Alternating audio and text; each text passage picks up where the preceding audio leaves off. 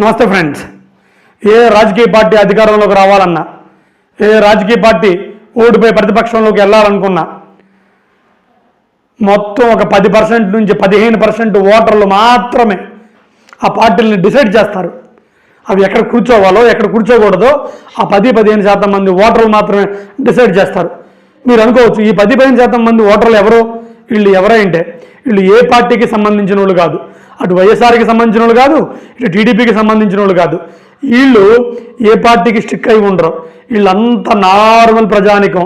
వీళ్ళకి పడతామంటే ఆశ, కొడతామంటే భయం. వీళ్ళతోనే ఏ రాజకీయ పార్టీకైనా ప్రాబ్లం. ఇప్పుడు కూడా ఇవన్నీ నేను చెప్పలేదు, ఇవన్నీ కూడా జగన్మోహన్ రెడ్డి గారు నిన్న అతను ఎందుకు ఓడిపోయారో దాన్ని అనాలిసిస్ చేసుకుంటూ చెప్పిన మాటలు ఇవి. ఇంకా అతని మాటల్లో చాలా చాలా చెప్పారు. అవన్నీ నేను మీకు చెప్పాలంటే అవన్నీ ఇవన్నీ చెప్పే ముందు నాది ఒక చిన్న మనవి. కొత్తగా యూట్యూబ్ ఛానల్ పెట్టుకున్నాను, కొంచెం సబ్స్క్రైబ్ చేసి ఎంకరేజ్ చేయమని కోరుకుంటున్నాను. నమస్కారం. ఇక మ్యాటర్లోకి వద్దాం. జగన్మోహన్ రెడ్డి గారు సరే ఈ మ్యాటర్ని అలా ఉంచుదామండి. ఈ 10-15% మంది ఓటర్లు వాళ్ళు ఏ ప్రభుత్వం గెలిపిస్తారు, కూల్చివేస్తారు, దాన్ని అలా ఉంచుదామండి. బేసికల్గా అయితే ఏ పార్టీకైనా క్యాడర్ ఉండేది. వాళ్ళు నువ్వు ఎన్ని చేసినా వాళ్ళు మారరు. వాళ్ళతో వచ్చిన ప్రాబ్లం ఏముండదు ఆ పార్టీకి గెలిపోవటంలకి. సరే దాన్ని అలా ఉంచుదాం. ఇప్పుడు నిన్న జగన్మోహన్ రెడ్డి గారు మన రాప్తా నియోజకవర్గం బాపిరెడ్డిపల్లి వెళ్ళిపోయి అక్కడ లింగమయ్య ఫ్యామిలీని పరామర్శించడానికి వెళ్ళిన సందర్భంలో అక్కడ కొంతమంది పోలీసుల మీద అతను ఒక భయంకరమైన కామెంట్ చేశాడు. భయంకరమైన కామెంట్ అంటే, పోలీసులకి మళ్ళీ నేను అధికారంలోకి వచ్చానంటే మీ అందరికీ ఎవరెవరైతే చంద్రబాబు నాయుడు గారికి తొత్తులుగా పనిచేస్తున్నారో వాళ్ళందరికీ బట్టలు ఊడదీస్తా అని చెప్పారు. అయితే ఆయన ఉద్దేశం మాత్రం బట్టలు ఊడదీయడం అంటే జాబులు లేకుండా చేస్తానని చెప్పటం. ఓకే, ఇది బాగానే ఉంది. అయితే ఇక్కడే వెంటనే చంద్రబాబు నాయుడు గారు ఒక క్యాబినెట్ మీటింగ్ పెట్టేసి వాళ్ళ సీనియర్ నాయకులు ఉంటారు కదా, వాళ్ళందరికీ మీరు ఇలా చేయండి, జగన్మోహన్ రెడ్డి గారిని విమర్శించండి అని చెప్పారు. అయినా సరే ఒకళ్ళు ఇద్దరు తప్పితే, అటు హోమ్ మినిస్టర్ అనిత గారు, లోకేష్ గారు తప్పితే బాగా సీనియర్లు అయిన ఒక 30 మంది దాకా ఉన్నారు టీడీపీలో, వాళ్ళు ఒక్కళ్ళు కూడా జగన్మోహన్ రెడ్డి గారికి మీరు నోరు పారేసుకోలేదు, లేదా గట్టిగా కౌంటర్ ఇవ్వలేదు. ఎందుకు ఏంటి అనేది పాలిటిక్స్ అనాలిసిస్ చేసేవాళ్ళు చెబుతున్నారు. ఏంటంటే అది టీడీపీలో ఉన్న చాలామంది సీనియర్ లీడర్లు ఉంటారు కదా, వాళ్ళకి భయం పట్టుకుందంట.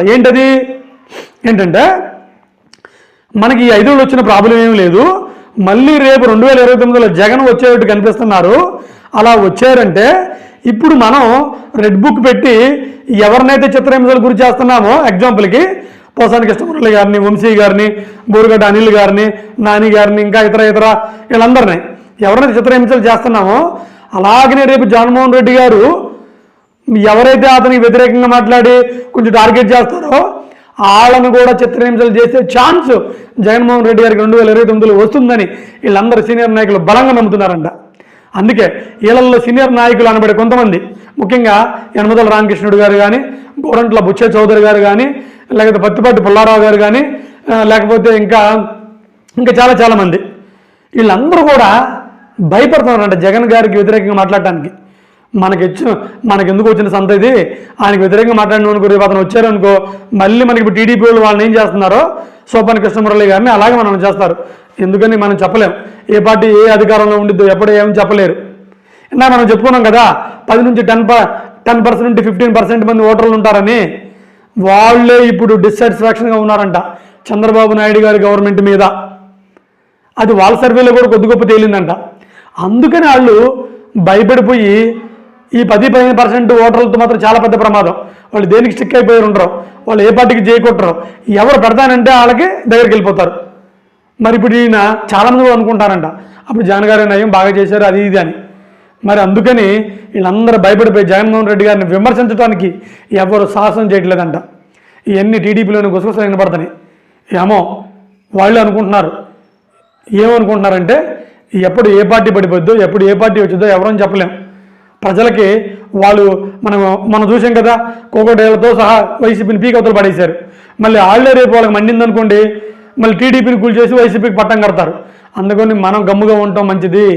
మనం అనవసరంగా వాళ్ళని రెచ్చగొట్టి మనం అనవసరంగా ఇరుక్కోవద్దు.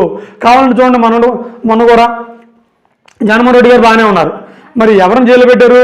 అనవసరంగా మాట్లాడిన పోసాని కృష్ణమురళి గారిని. అట్నే రేపు జగన్ గారు వచ్చినా చంద్రబాబు నాయుడు గారిని, లోకేష్ గారిని ఏమనరో, ఎవరిని పెడతారు జైల్లో? ఇదిగో ఎలాంటి వాళ్ళు పెడతారు. ఎవరైతే టీడీపీ వాళ్ళు వైసీపీని విమర్శిస్తారో వాళ్ళని. అందుకు వాళ్ళు కూడా భయపడిపోయి మనకెందుకు ఇదంతా అంతా, మన పని మనం ఉందాం, అవసరమైతే రేపు అది వచ్చినా మన మీద ప్రాబ్లం లేకుండా చూసుకుందాం అని ఎవరంతరు వాళ్ళు జాగ్రత్తగా మెసులుకుంటున్నారు అనేది పాలిటిక్స్ ఎనాలిసిస్. ఏమో జగన్మోహన్ రెడ్డి గారు కూడా నిన్న ఎనాలిసిస్ మాట్లాడితే ఇలా అన్నారు. ఏమనంటే, మొన్న చంద్రబాబు నాయుడు గారు రావడానికి కారణం ఒకే ఒకటి, సూపర్ 6. ఈ 10-15% మంది ప్రజలు చంద్రబాబు నాయుడు గారిని నమ్మారు. ఇంకా ఏదో చేస్తారు కదా అని. వాళ్ళు మళ్ళీ ఇప్పుడు నిరుత్సాహంగా ఉన్నారంట. ఏమీ చేయట్లేదు, మాకెందుకు ఇదంతా, జగన్మోహన్ రెడ్డి గారి నయమని. ఆ ఒక్కడు చాలు నేను గెలవడానికి, ఆ ఒక్కడు చాలు నేను మళ్ళీ పీఠాన్ని ఎక్కడానికి అని జగన్మోహన్ రెడ్డి గారు అనాలిసిస్ చేస్తున్నారంట.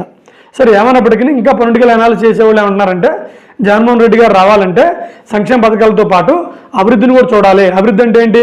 కొంచెం రోడ్లు వేయటం, కొన్ని చిన్న చిత్తగా ఉద్యోగాలు కల్పించడం, లేకపోతే ఇంకోటి ఇవన్నీ చేయటం, ఇవన్నీ కూడా పట్టించుకుంటే ఆయన రాబోయే రోజుల్లో సంక్షేమాలతో పాటు అభివృద్ధిని పట్టించుకొని కార్యకర్తలను కానీ పట్టించుకోగలిగితే 2029లో జగన్మోహన్ రెడ్డి గారికి సీఎం అవడం చాలా ఈజీ అని పాలిటిక్స్ అనాలిసిస్ చేసేవాళ్ళు చెబుతున్నారు. చూద్దాం, పాలిటిక్స్లో ఏదైనా జరిగే ఛాన్స్ ఎప్పటికీ ఉండిద్ది. నమస్కారం.